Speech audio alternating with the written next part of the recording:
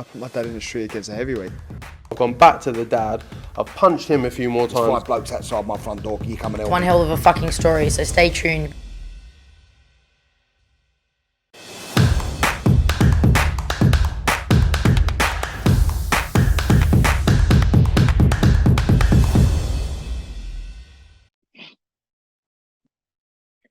This is COLM for AFL TV, proudly sponsored by Everlast. I'm joined today by Sam Jones. Sam, how's things, mate? Good, mate. How are you? Not spoke to you for a long, long time. Congrats on your new gig. Appreciate it, mate. Really, really appreciate it. I think we should get right into it because you've been quite vocal about this on AJ Fury. You think it's going to happen? I'm not vocal. Talk to me all about it. What do you think? Listen, I like what I said yesterday. The talks, I've been told I know the talks have been going very, very well. But the only reason why I wouldn't say, it's a done thing is because that this is Tyson Fury and this is AJ. Like with the fans have been told it's close before. The fans have been told it's been done before. So let's just hope the fight happens because it's a monster, isn't it? Obviously, if it does happen, do you think, first of all, do you think Fury wins it? And secondly, do you think this is the only option for AJ at this stage? No, back into contention? It's not the only option for AJ at all. AJ could fight Mickey Mouse and it would still draw a crowd. Do you know what I mean? He's still a huge superstar in the sport. But this is a chance for AJ to become WBC heavyweight champion of the world. He can't turn it down. He just can't. Do you know what I mean? It's too big. The fight may never present itself ever again. We don't know what's going to happen with Fury because he's so unpredictable. He could fight Usyk next and retire, or I don't know. You never know with Fury. But hopefully we're going to get the fight and it's going to be massive. In your eyes, is there a legitimate chance that AJ could beat Tyson Fury? There's a legitimate chance for any heavyweight to beat any heavyweight with 10-ounce gloves on. So I don't want to disrespect Anthony Joshua. I'm a big AJ fan. However, Fury is, I would say, an all-time great already. I really would. I would say he's an all-time great. He wants to cement his place as this generation's number one, undisputed number one. And by doing that, he needs to beat AJ. He needs to beat Usyk. He needs to beat the Joyces of the world. Do you know what I mean? He's beaten Dillian White. He needs to beat these guys. And it's going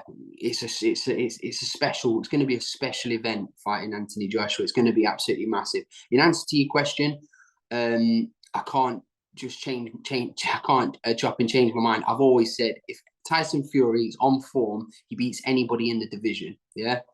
So I make Tyson a very big favorite against AJ. However, because of Tyson's size, it's a bigger target for AJ to hit. Now, AJ's not, I mean, Usyk's a nightmare to fight for anyone, but with AJ's kind of upright style, he's a nightmare for AJ to fight. Tyson Fury's a bigger target.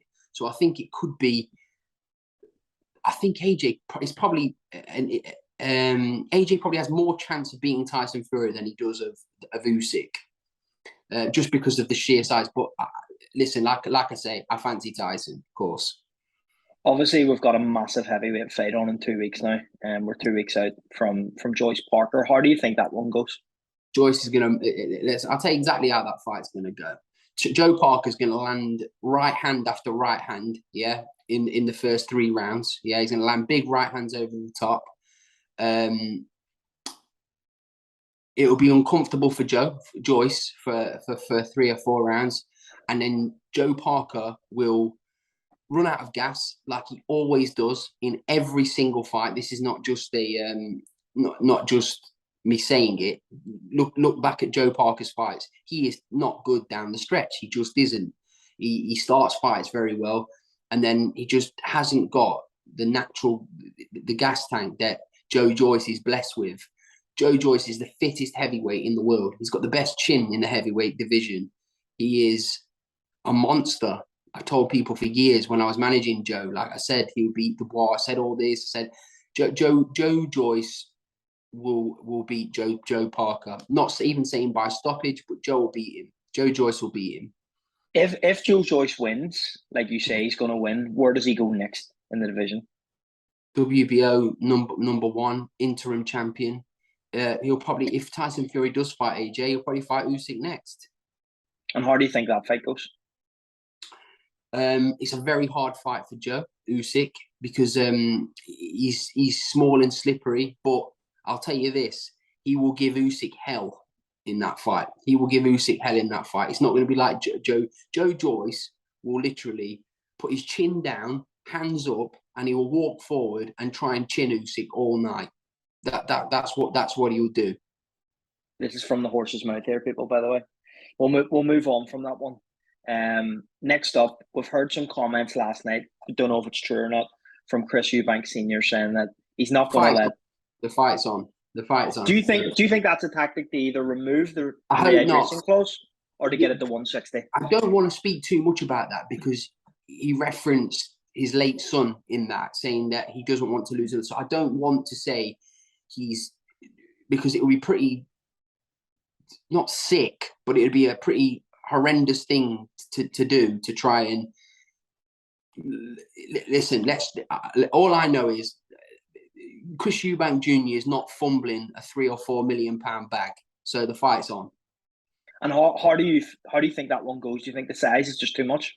No, I think that I've got a weird logic that I'll probably get a load of stick for, but I think if it goes to points, I think Conor Benn will win on points if it goes to points, because I think that Chris Eubank Jr. will be so weight depleted. Yeah, he has not made that weight, I think, since he was 18.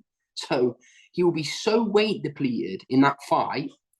But don't get me wrong, Chris Eubank Jr. is the favourite in the fight. So all these dickheads that will comment on there saying, "Oh, what does he know about anything?" I'm just making my point. Somebody that's really weight depleted struggles down the stretch. That's a fact. Yeah, that's not me making it up. That's just human fact. It's just this science. It's just like so. But I think Eubank Jr. is the favourite. But I would like to see Conor Benn win that fight. I really would, because I think then you've got a superstar of British boxing. Because let's be honest, we're running out. We're running out in this country of attractions and superstars. Would you say Conor Benn doesn't have anything to lose in that respect in terms of? No, probably... he doesn't. It's like what I said at the beginning, COLM. I said that Conor Benn, it's a great business move for him, this fight, because if he puts on a good performance, yeah, and loses, it's the old saying, or he's dared to be great or whatever, but he can just go back down to 147 and resume his career.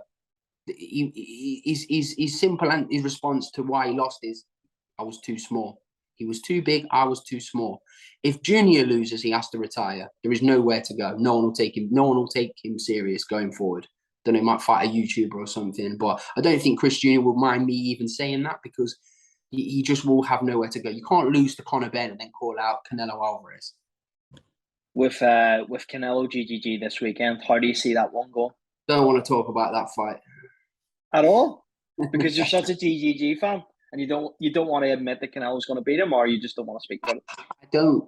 It's just, I don't like that Canelo said the fight's personal. This is a personal fight, but he's waited 3 years to rematch him for the third, to fight him again for the third time. If it was such a personal fight, you fight him again straight away, because I believe Triple G won both fights. He definitely won the first fight. So I don't know. I think Triple G's 40 years old. I would literally love it, Kevin Keegan style, love it, if Golovkin, Juan Manuel Marquez's Canelo in that fight. How do you think GGG can cope with Canelo this time around? What does he have to do?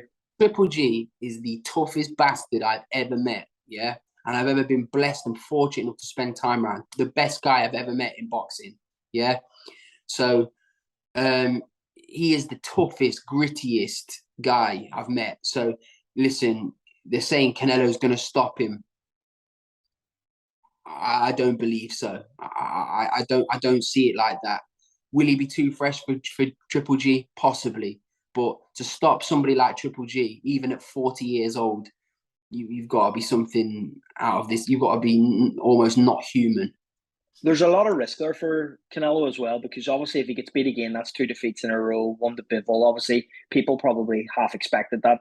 With Triple G, you know, if he gets beat here, where does he go? What does he do next?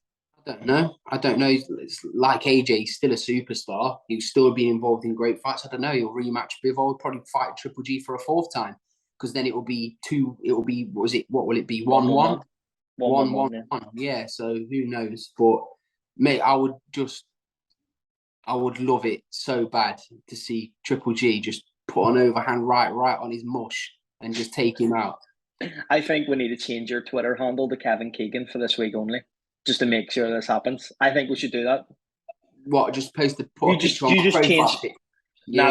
Change your name to Kevin Keegan on Twitter. Just your name, not the actual handle, and your photo to Kevin Keegan, and just speak it into existence. So I think we need to do that.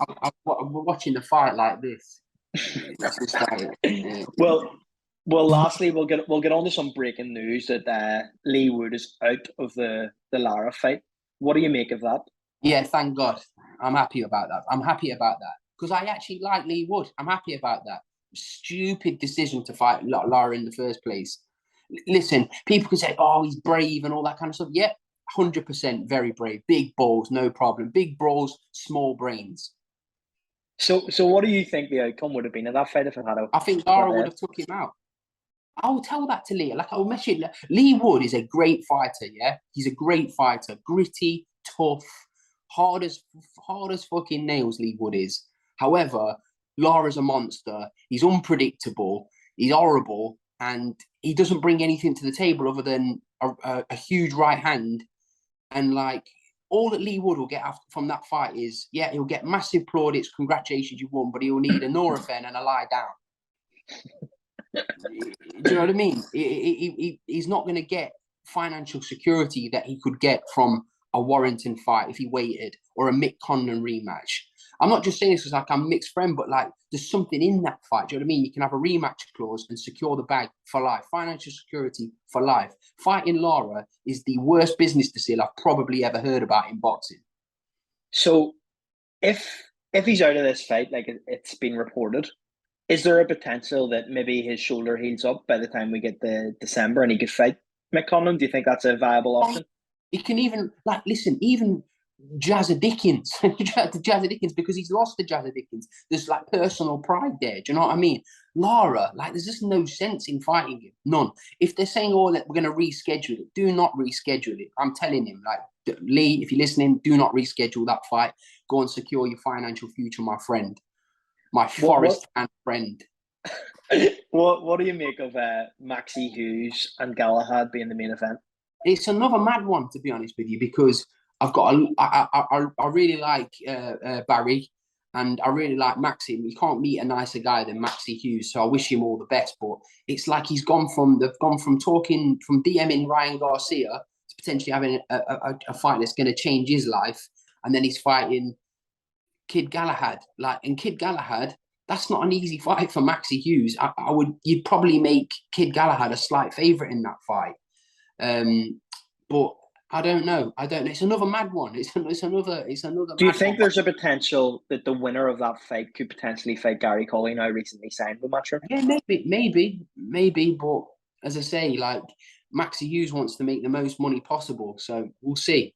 Good luck to Maxi Hughes though, because again, I've got nothing but respect for him. He's done boxing the hard way, and he's a bit of a Cinderella man at the moment in boxing. So good fucking luck to Maxi Hughes. Last but not least, chief support on that night now will be Terry Harper and Hannah Rankin. I think Terry Harper's jumping 3 weights. What do you make of that? Yeah, great fight. I think that Hannah Rankin's like, she's just like, she's known for being tough. Do you know what I mean? Known for fighting everyone and anyone. And again, great respect for Nola, trainer, and Hannah as well. Good fight. Fair play to Terry Harper. She wants to jump up in weight, because when she fought Baumgartner, I actually tweeted as she was walking to the ring, she looked ill. Terry Harper did in that fight. I'm not saying she'd have beat Baumgartner even if she was like not drained, but she looked horrendous. I hope she didn't mind me saying that, but she did. She looked really bad, looked gaunt in the face, not like my fat face. But no, she didn't look herself or anything. So who knows? This might be the best thing for her. And then if she beats Hannah Rankin, you've got that great rematch with Natasha Jonas, which I'm sure everyone will want to see again. Because it was an amazing fight the first time, wasn't it? I think it was in Eddie's Garden, wasn't it? Yeah, it's unbelievable. Obviously, Sam, just before I let you go, we need to make sure that you definitely change your Twitter name to Kevin Keegan and your photo to Kevin Keegan. I'll do it, mate. I'm going to change my picture to Kevin Keegan and my name to Kevin Keegan. Love it.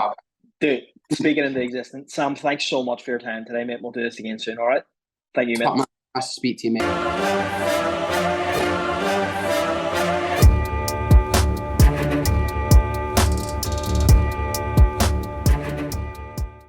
Yeah, I put my dad in the street against a heavyweight.